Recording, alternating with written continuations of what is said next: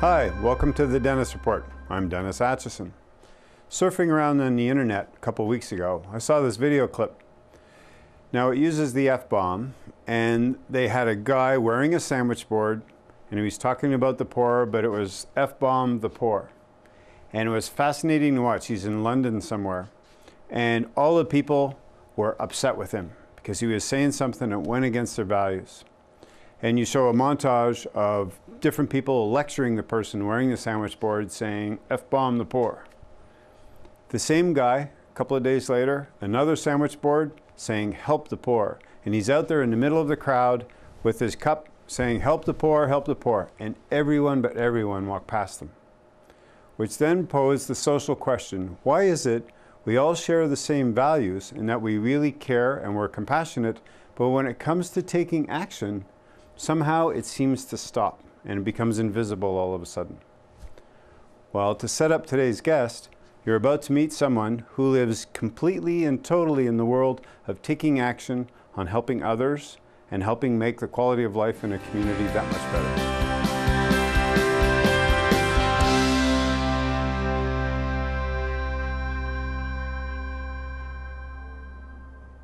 We're really pleased today to have Susanne White here, and I'm not going to try to attempt her title.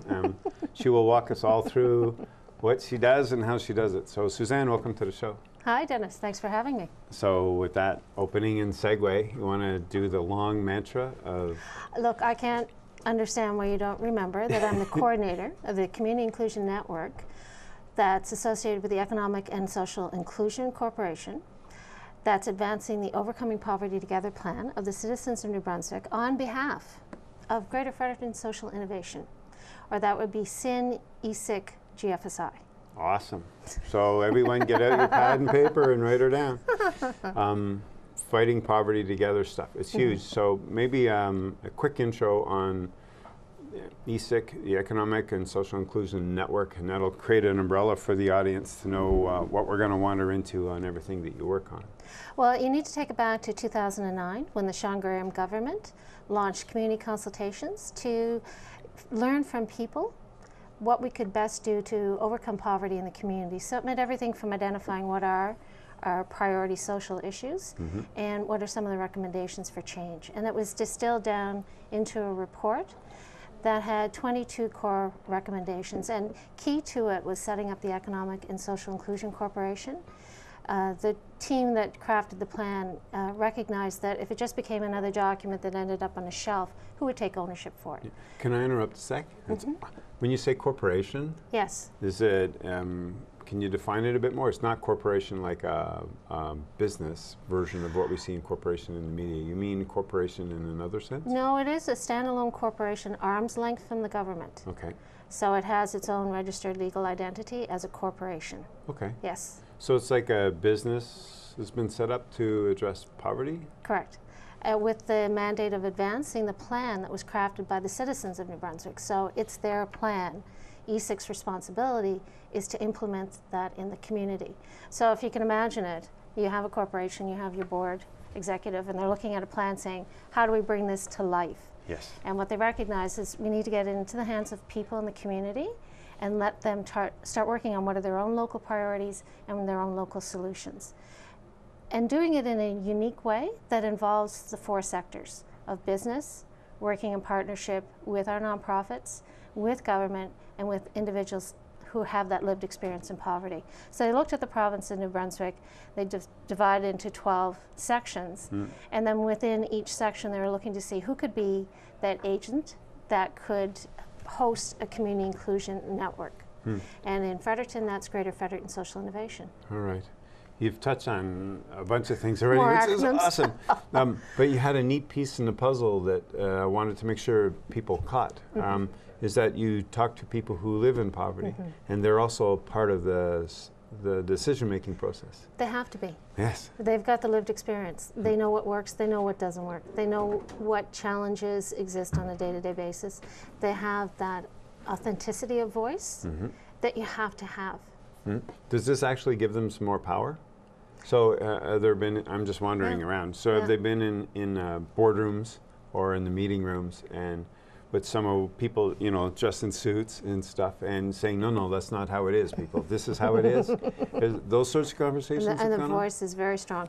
Yes, if you look at the board of directors for ESIC, you have representatives from business, from government, from our nonprofit sector, but also on our board are folks who are currently living in poverty, in low-income situations, and their voice is strong. That's awesome, because most of the time when we get news reports about this stuff or any media coverage, it's always someone else's idea how to fix their problem, and we don't often listen. And it's for the number of the community projects that I've been working on in Fredericton with my counterparts, it's always the voice of our peers that we bring in who have that lived experience that resonates the loudest, and it really has influenced the shape of some of our projects. So in a way, a byproduct of all of this is a whole new relationship is starting to unfold, or a whole new conversation is starting to unfold. Exactly. So what's it like so far? How many, it's been a year, 2 years, 3 years? It's probably about a little over 2 years now. In fact, we're at the stage of launching the next version of the Overcoming Poverty Together plan. The first plan was meant to resonate for 5 years and then refresh. That's part of the corporate mandate. So on Friday this week at Wilmot Church, we'll be launching OPT 2, Overcoming Poverty Together Plan 2. Cool. And it's Wilmot Church in Fredericton, New Brunswick, for those that, well, we won't be on air that quick.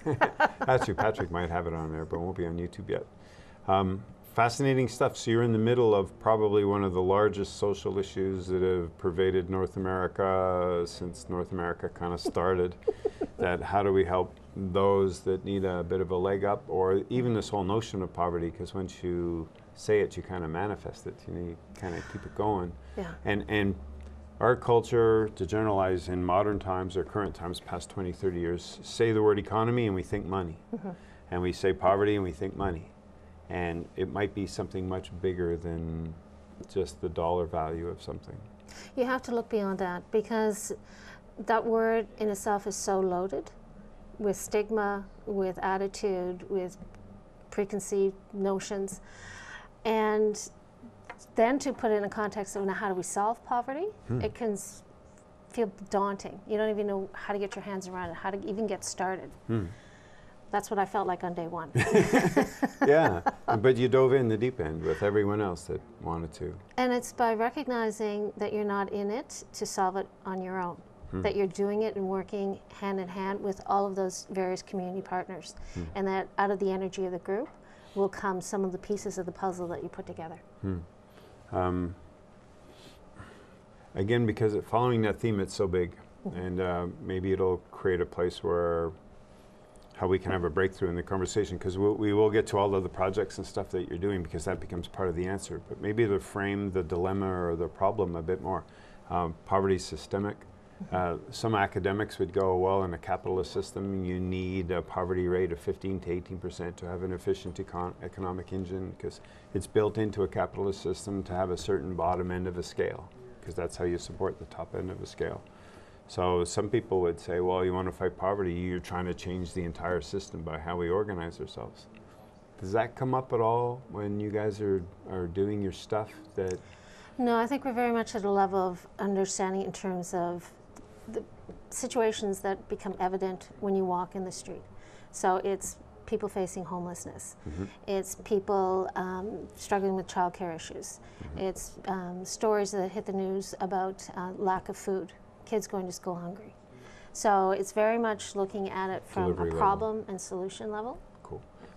Did anything come up when the minimum wage was proposed to go up? Because that was one of the main issues, or themes or solutions out of the first 2 years.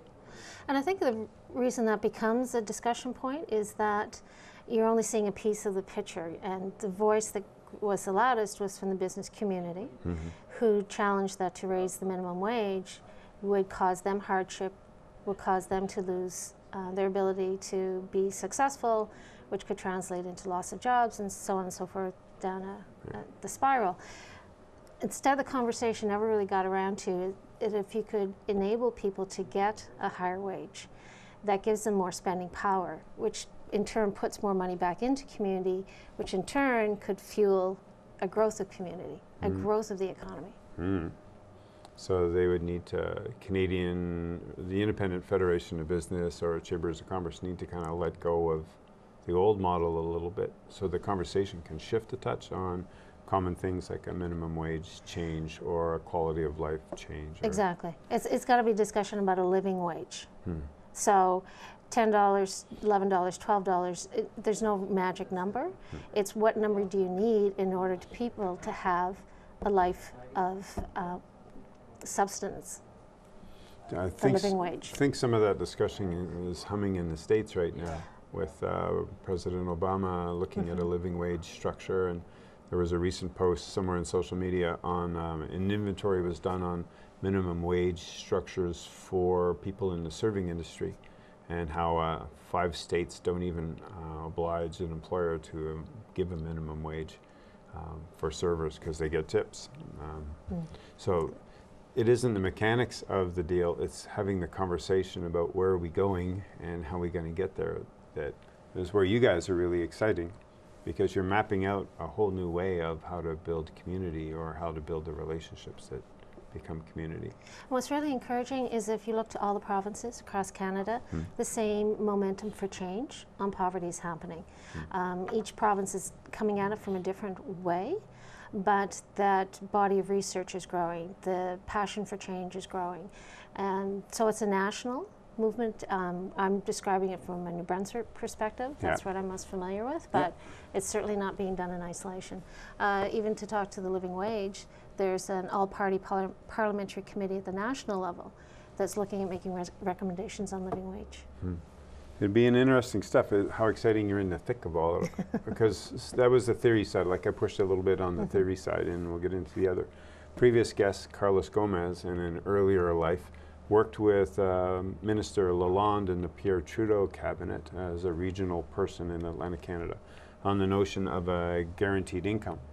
And they were testing it or piloting it across several places. And Carlos was most animated saying, it works when you give people this and you guarantee it. The upward shift of quality of life is phenomenal. It isn't just giving people money for free. Something else happens. Right. Poverty is debilitating.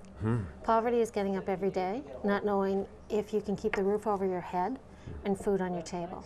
And when you're coming from that position of deprivation, how can you get up the energy to go out and craft a new life for yourself? How can you figure out how you can improve your education or find employment? It's just never going to happen. That wheel will just keep turning. But take those stresses out of a person's life. Enable them to live a healthier life because they've got safe living conditions, they've got regular good quality meals to fuel their body, and that's when the things that you're talking about can happen, that you can look forward. What you just framed up reminds me a touch of, I think it was Calgary, have changed their perspective on homelessness and they've inverted the pyramid.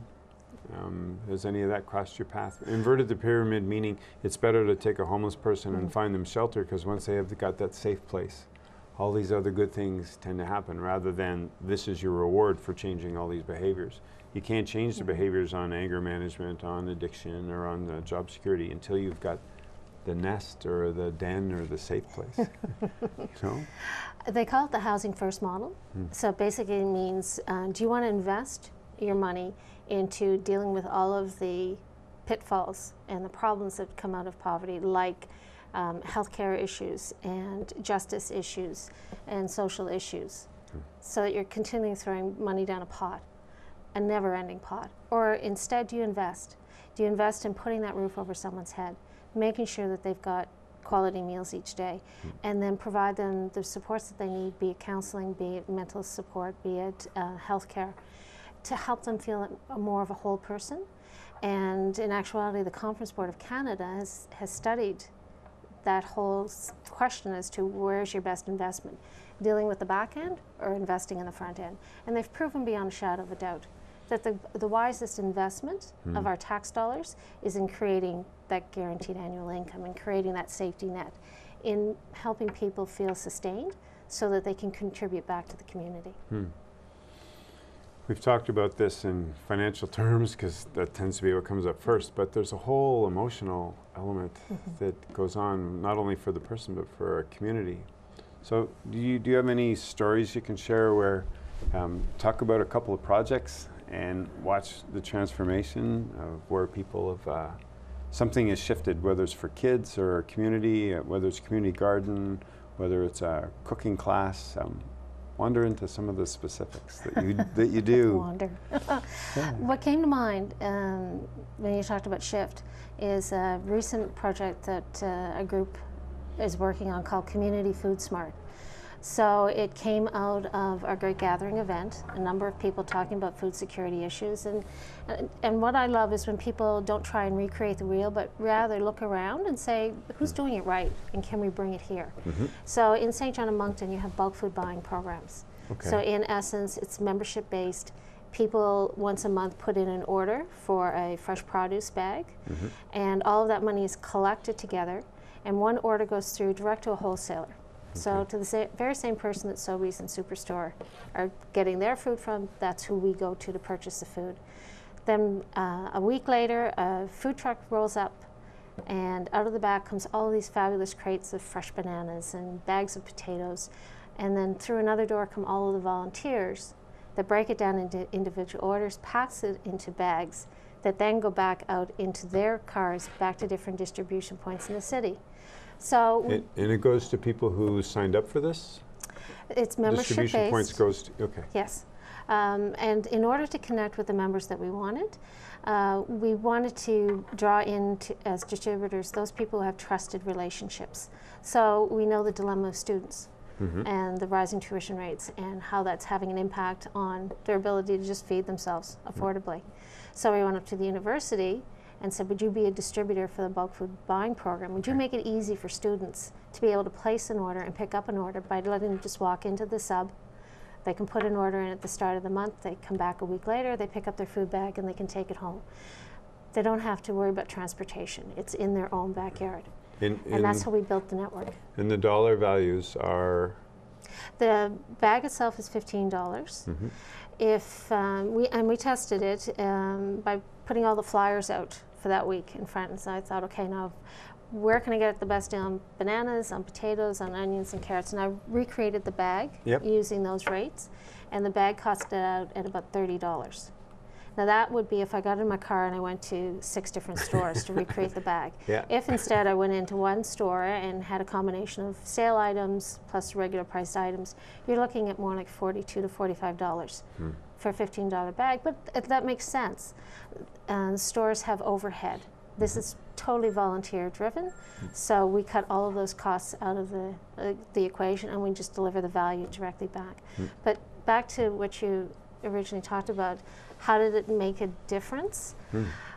We had on our advisory committee a very strong leader in our own community who lives in subsidized housing. So she got in the car with us and went to St. John and learned with us how the program worked. And you'd spend the whole drive back talking about, well, what do we like and what could we change? And then we got in the car and did the same thing, went to Moncton and learned from them. And one of her recommendations to us was, let's make it membership driven and totally inclusive. So that if I apply for the program, I don't have to do a means test. I don't have to walk in the door and prove to you that I'm poor, and therefore I'm allowed to be a member. Because it just is. You just join. You know, and that's it. You're in. My $15 is just as good as your $15, which is just as good as your $15. And that's what I meant about the intangibles, because there's something else that happens. We might be doing this over here, and this is the concrete terms of it, but something else is also happening over there. It's building pride, it's building respect, it's getting the stigma out of a program, as she would say. Please tell me that this is just not another program for poor people, but instead a solution for my community. And even that phrase, poor people, one day that word will shift or go away, or because poor, we think economic terms again, but there's so many people with 2 jobs, working part-time, minimum wage or less. Their kids are kind of on their own because they have to put in the 30 to 60 to 70 hours a week because you got one job at 30 hours. And you still can't afford to get a decent grocery order. Decent in the sense of food value for it, because those items are the more expensive. The old story of, 4 liters of milk versus 4 liters of a soft drink and what the sale is on. Wouldn't it be fun one day if you go in a grocery store and milk was the same price as the soft drink in terms of that lost liter to get you in the store? Yeah. It's been a real success story for us in the community. We built that distributed network because, again, you talk about the power of the voice. In our community consultations, we had a young fellow who had just moved out of the homeless shelters into his own housing unit. And he sat and listened to all these great ideas happening about what we could do to improve services. And I can remember, I always hear Joey's voice in my head saying that you can build all the services in the world, but if I can't get to it, or you can't get it to me, what good is it? Yep. So we built a distributed network for this bulk food buying program. So you can walk into the university, into the Multicultural Association, into the Salvation Food Bank, into the Ormukta Food Bank, into our health clinics in the community, so Gibson, Noreen Richard, Kingsclere. So we're building an accessibility factor to make it as easy as possible for people. The end result of it is we started off with 40 orders and 4 distributors, 40 orders in our first month. We've now grown it to 13 distributors, stretching all the way from Ormukta to Nakawik, and we've got a membership base of 320 members with potential to grow. And over how much time was that? 7 months. Cool. Interesting. That must be fun to watch an idea turn into something that becomes tangible and has that kind of impact for people. Because we didn't make it our own, we gave it back to the community. We suggested the model, and we said, okay, now you're the distributor, you know your customer base that you want to reach, you run with it. You're the face of Community Food Smart. So we had these lovely flyers done up, and we crafted our message, and we gave it to the university, says it's yours, and an ad went up on the web page that said, cheap food, call us. Perfect. They're making it their own. Yeah. This is their success. Yep. They manage it, and we just enable it to happen by being on the back end. We collect the orders, and we put it through once a month, and we set up the packing.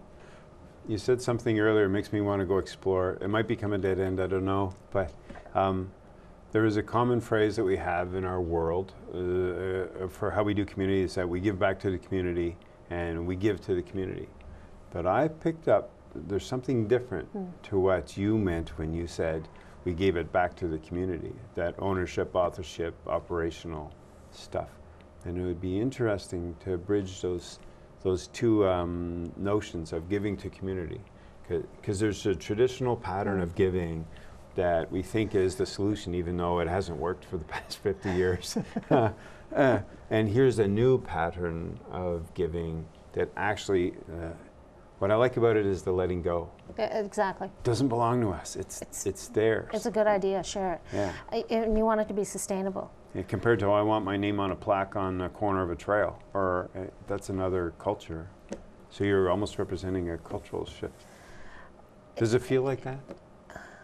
I do think it's innovative, but I see it as the only way to make it successful. So maybe I'm being very selfish in how I protect how this is growing.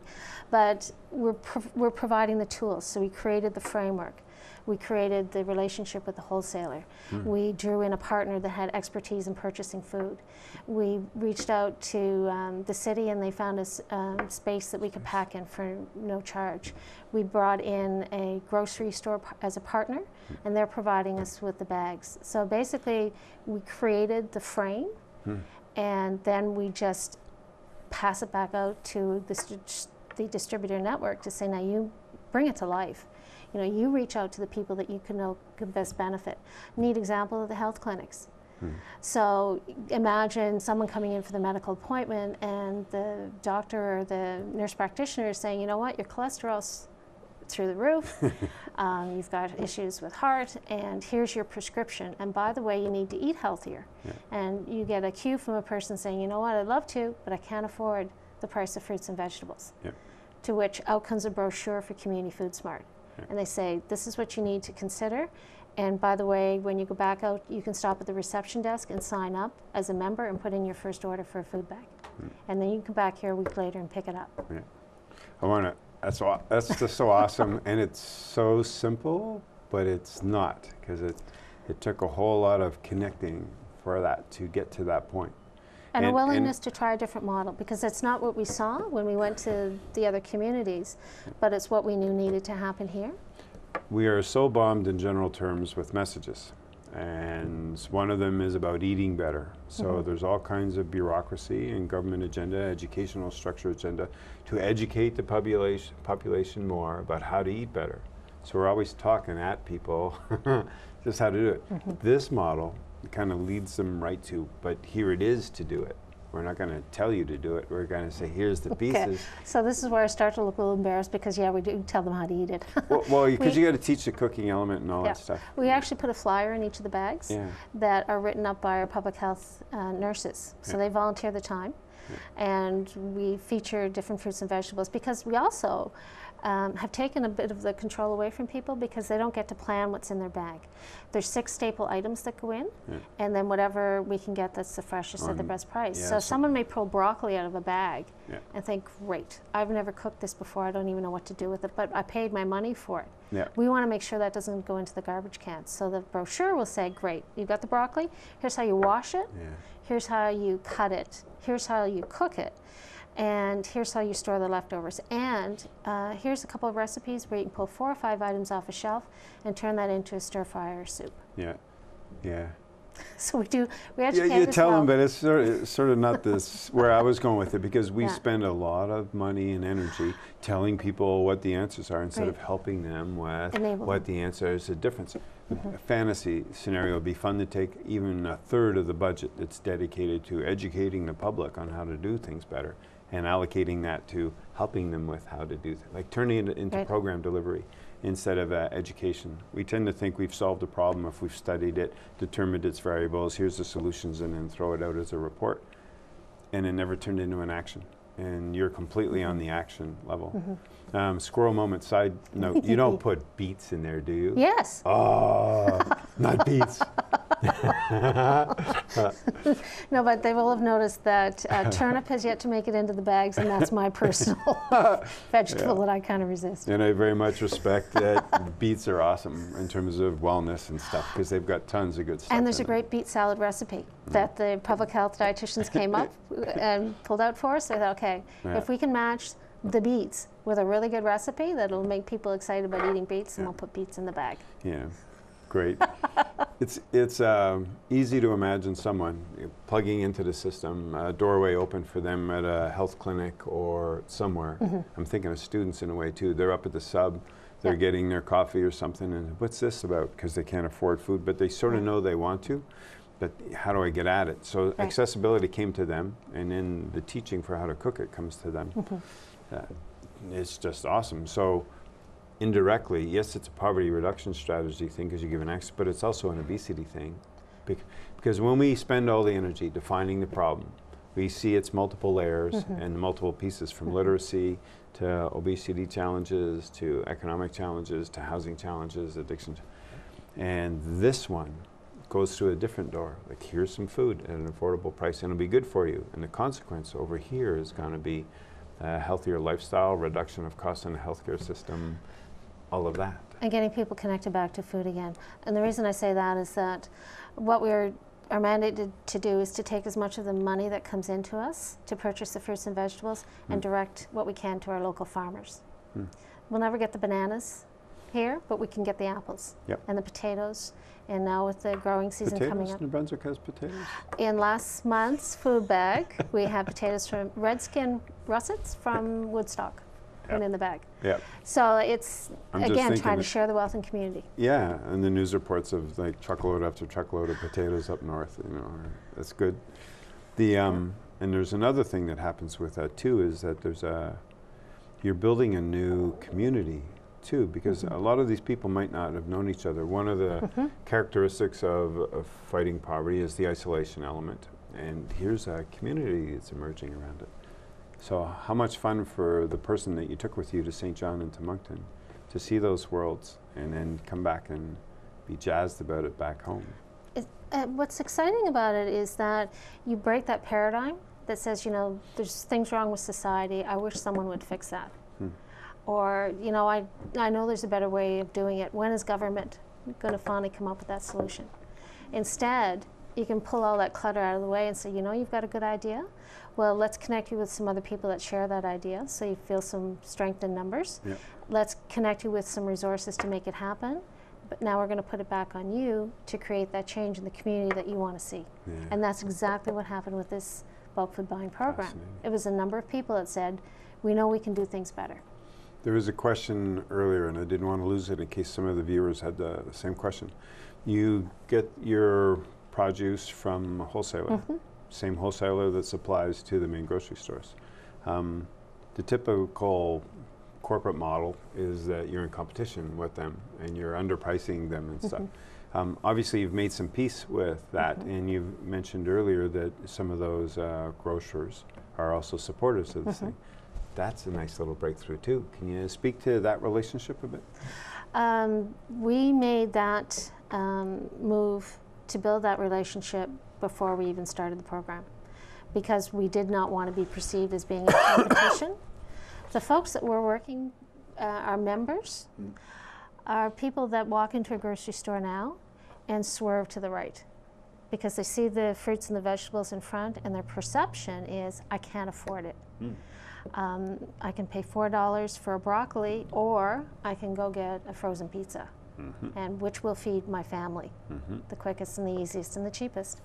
So we're targeting a market group that didn't tend to avail themselves of that section of the grocery store anyway. So in effect, what we're doing with our program is we're building up people's appreciations for eating fresher fruits and vegetables, with a goal being to make that part of their standard diet. So our food bag is not going to last someone for a whole month. But what we're hoping is that they acquire that taste for the broccoli, they learn different ways of incorporating that into their diet through different recipes, and when they go back into the grocery store, they look for broccoli when it's on sale and want to buy broccoli to bring it home for themselves and for their family. So yes. So the mainstream grocers didn't see it as a threat at some point, you know, because then there's the issue of scale, because the volume that they would push through in any given day would be much greater than, you know, it'd take you another year to get to something that might threaten them. So the distribution and access model that you've created is something that they support and buy into?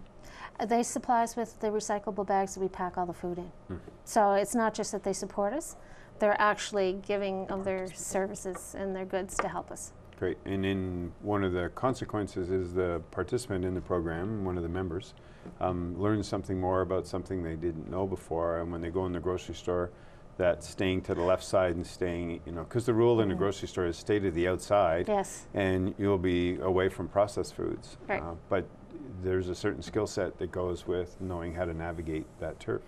So maybe the grocer's looking for, I don't want to say more educated person, but a consumer or a community member that will enjoy the whole store instead of has limited choices, even though the store offers all these choices.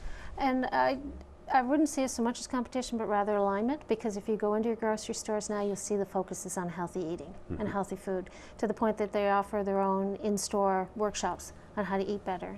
And the flyers speak to healthy food. So, is there any sense of how many, like that, is that the typical person, they're going to go in the grocery store and they're going to hang a sharp right and go to the processed food or the frozen pizza? Is that what you found, or is that the voice of the people who participate? Because you said there's the four parts, you know, there's the actual people living in those economic circumstances. So is that what they said? Yeah, when we walk in the grocery store, we just take a right-hand turn and go here? The perception is, I can't afford fruits and vegetables. Okay.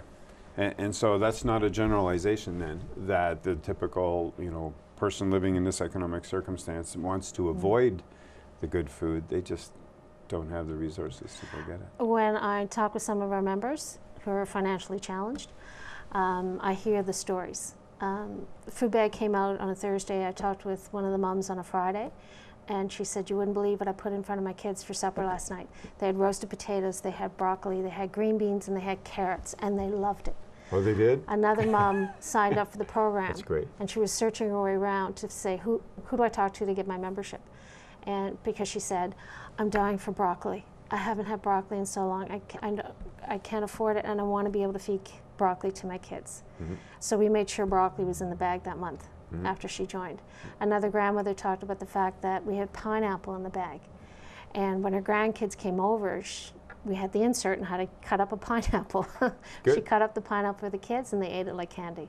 Yeah. And she was so excited that she could give that to her kids. That's awesome.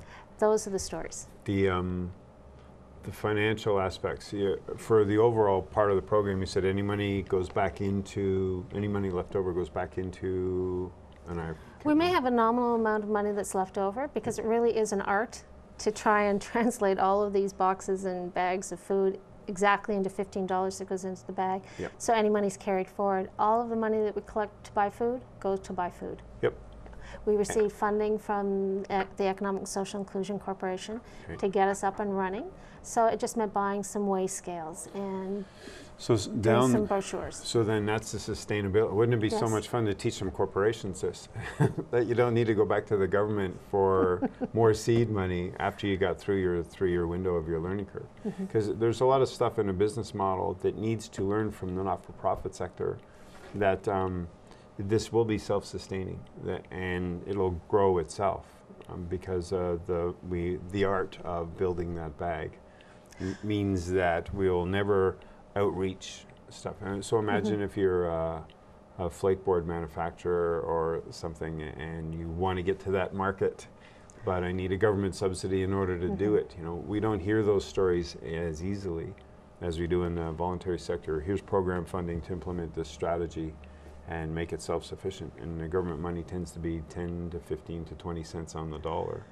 This one doesn't take any government money, and it pays for itself, and it redistributes back a certain economy of scale.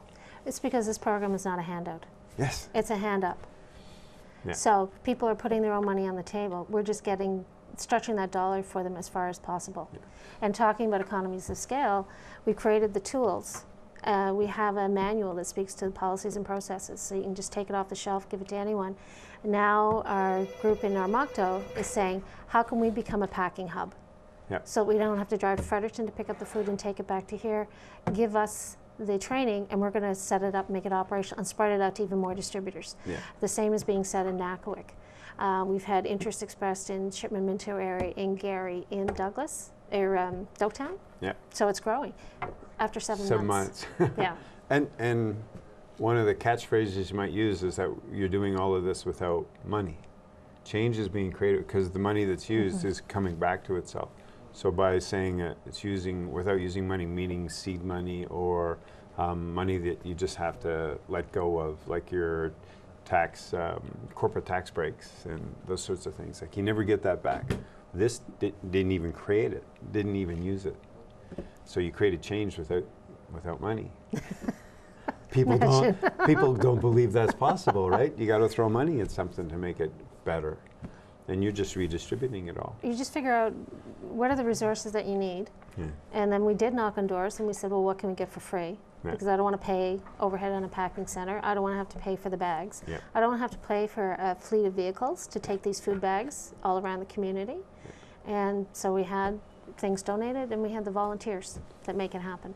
So as time marches on, I want to turn a corner. And you want to talk about the community garden stuff, also related to food, but I know that it's specific in Charlotte County. There's some people looking to start community gardens. You started one with some other people 2-3 years ago in the Fredericton area. Yeah. I'm going to even take it back a step before that.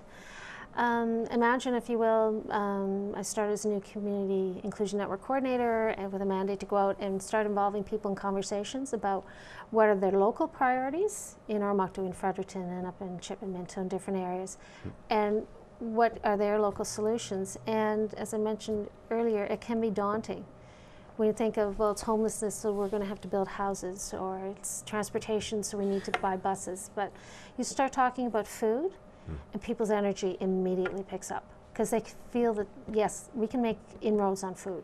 Okay. So that's where all of this energy is coming for community gardens, because it comes out of a passion of saying, I want to affect improvements in the lives of people in poverty, and I know I can do it through food, and I know I can make it happen quickly.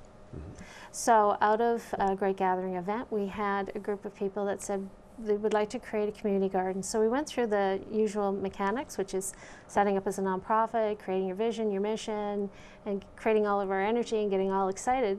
The only thing we didn't have was land. So we're kind of at a dead end. What was happening at the same time is there was a parish group that was saying, we've got a lawn out there and this is costing a lot of money to mow it. And wouldn't it be great if we could turn that into a garden and feed people? And then they looked around the room and said, who's got the talent and the experience to be able to do it? And they came up short. Those two groups got connected. That's that power of intention stuff. I think so. It's just awesome what happens. Yeah. So we now have a showpiece garden at St. Mary's Anglican Church. It's 100 by 100 feet with 77 plots, mostly individual, but some communal plots, with a shed and a deer fence and a rainwater collection system and a composting system. And what's really exciting about it was how the whole garden was built. And we could have just created the space and sold rental plots, and whoever came, that's how we would solve getting food production. Instead, what we did was say who could best benefit from being in this space. So phone calls were made to the Boys and Girls Club that was located at the bottom of the hill. Phone call went out to the John Howard Society to say who in your group would be interested and could benefit from being able to garden with a group of people who also shared a passion for gardening. We went to the Association of Community Living, the Deaf Blind Association, so on and so forth, Multicultural Association, and basically made the same invitation. We have the space, and if someone can't afford, the membership will cover it.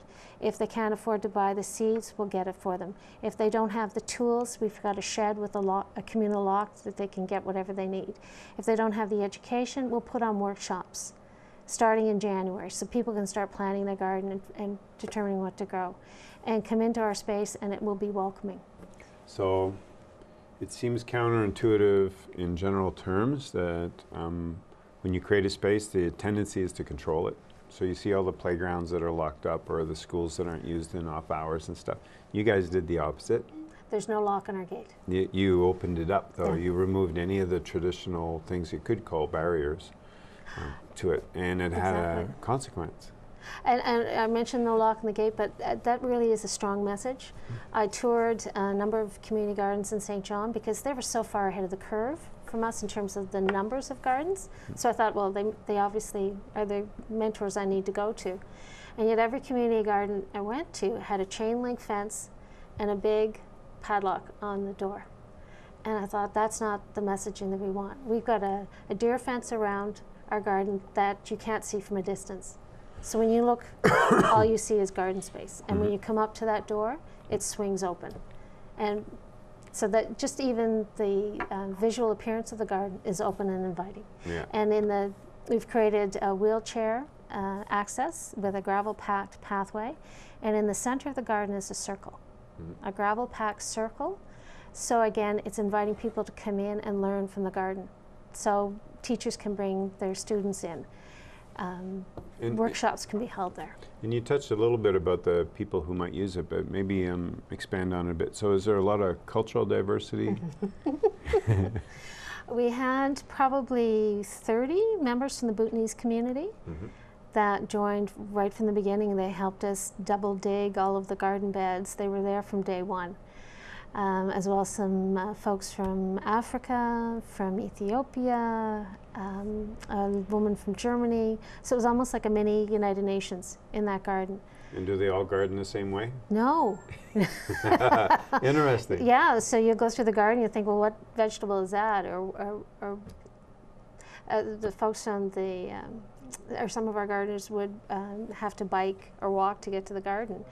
And at that point in time, all the tomatoes are starting to sprout. So you saw the North American gardeners coming in with their tomato cages and sticking it over their plants, whereas our multicultural friends would just find twigs and branches and bring those in. You stick them in the ground, you tie up your plant to it, and you got your steak. So you have all these different looking tree limbs. Yeah. Looking like they're growing out of the ground next to all these tomato plants. Yeah, good fun. But yeah. it must also invite conversation.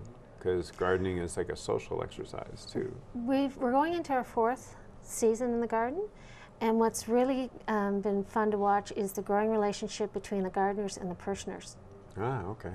Which was never anticipated. We started off with a contractual relationship. We were renting the ground for $1 a year for a term contract, and that's what we thought the relationship would be. Instead, what happened is the parishioners would watch us come in the cold of the spring and start working the ground, and they would come and open up the church hall and invite us in, so you at least had access to bathrooms. And then the next thing you knew, the coffee pot was on, and the next thing you knew, one of the parishioners came up with a coffee cake, and you'd sit down and have social time together. Now all of our workshops are held in the church hall. We have common celebrations. The minister blesses the garden. So a whole new relationship has grown from the gardeners with the parishioners. Isn't that fun? Yeah. That's so fun. Just absorbing that for a minute, because you can see community coming. There are some, and I'm not picking on anybody, I'm just trying to speak to the different voices that make up a community or in conversation. So it's always a challenge to get the hard and true business types to understand that the model can be a different model. It's not given for profit. You don't need to make money in order to improve things. And that you can have what you're really doing is creating a better community. So I can see that they're not naysayers, but they're going to be more on the critical side, saying, oh, big deal. So you got a community garden going up in beside a church up in Fredericton somewhere, and you got some people talking to each other, and how's that going to fight poverty? Because there's still that linger onto the old model, which hasn't gotten us anywhere over 40 or 50 years, that maybe the solution isn't a direct line, pour money at it, and it's fixed. Because you've described two things now that didn't take a whole lot of money that's going to create over time a great deal of social change. Do you, did I get your hackles up a little bit by wanting to go down that road? No, because that is something you must deal with when trying to get people new and involved. Especially because the business community, and I'm generalizing them, but there's a value system and a mindset that goes with what I'm trying to paint. It's a culture. Yeah. Yeah. And it's like, well, no, I give my contribution to community. Well, what if we didn't ask you for money? What if we're looking for time? Because you have found some in the business community that got it and they tried something new. And so I guess I'm trying to speak to, I just want the audience to know how big this is, even though your story was about a garden. Because it's more than just a garden. Something like that. Know what I mean? A prime example is a gentleman by the name of John, who came from John Howard. So I've changed his name, but basically he came to the community garden because he had the invitation, but he came, I think, with a little bit of trepidation, such that if you tried to talk with him, he would not look you in the eye, he'd look at the toes of your shoe, which was a little disconcerting because you didn't know if you were connecting or not. And he had on a big oilskin coat and a big hat, and he was a big man, and you thought, really? You want to be a member here? But John was the first to show up for any work assignment. He was the last to leave. He had a great deal of physical strength, so you relied upon him. You saved all the best jobs for John. And because he had what he could contribute to the garden, which wasn't necessarily a lot of gardening background, but at least he showed up, he was ready to work, and he was ready to do the heavy lifting. So when people saw John coming, they were so excited to see John. So what started to change for him is that he didn't feel like an outsider. He was welcomed, he was valued, he was appreciated. And over the course of time, what starts to happen is John starts setting up friendships with other people in the garden. And as a result of those friendships, he's starting to learn from other people how to cook the food at home better. He's learning how to garden better. He's being appreciated and valued and respected to the point that he now starts looking you in the eye again. Then you roll it forward another season and you see John and you kind of take him back and you realize he's lost about 50 pounds. Physically, he's looking better. He's even dressing better. Roll forward another season, he's on the social committee. And he's now got a girlfriend. And he ended up moving to Nova Scotia because he got a job. So no, the garden didn't get him a job, but you saw the progression in his life happening. Yeah. And I saw it through the eyes of him as a garden member. Yeah. And the best news story of all is we're into our 4th season and John's coming back to Fredericton. Ah, okay. Yeah. Well, hopefully because he found work here and he wanted to come back. Okay, good. Yeah. And it wasn't seasonal work and he was stuck and had to come back. But That's great. You go back to that relationship between business and nonprofit.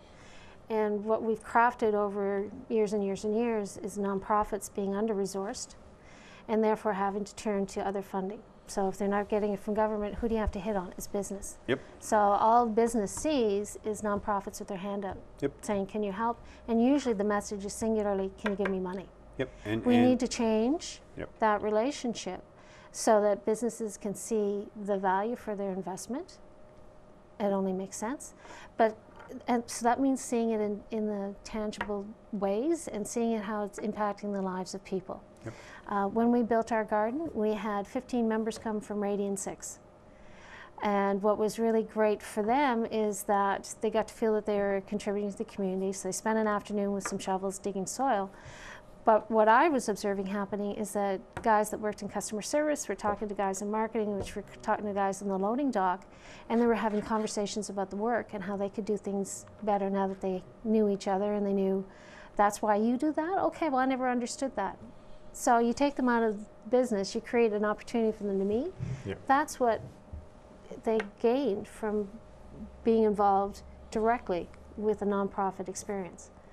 So I think there's hope, but we've got to change that relationship. It can't just be nonprofits always asking for money, but rather saying, how can we work together on creating these new solutions? It would be really nice if the corporate or business sector would let go of one of the myths that you need to create jobs first, which creates wealth, and then you tax it, and then you trickle it down, and it doesn't work that way. It works the way you describe it. It's a distribution and an access model. It isn't a growth model, and then you trickle some of the stuff down. Nothing doesn't trickle down. It's not always a straight line. No. If anything, economy is a byproduct of what you've been describing for the past hour. And then that happens over here. It's not an end in itself. It just happens on its own when you do these things over here. And we're almost coming back there because you're leading us back that way. We have a couple minutes left. We wandered all over the place. Something you want to add at the end? When people think about the community inclusion networks that have been set up around the province, the core message I'd like them to appreciate is that we're looking for to build community capacity by breaking down the walls between the business, between nonprofits, between government, and creating a stronger voice for folks with that lived experience in poverty to create those new solutions.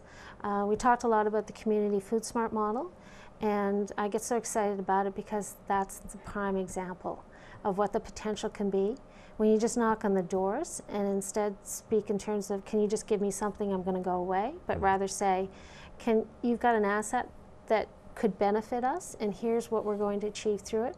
Do you want to be a part of this great success story?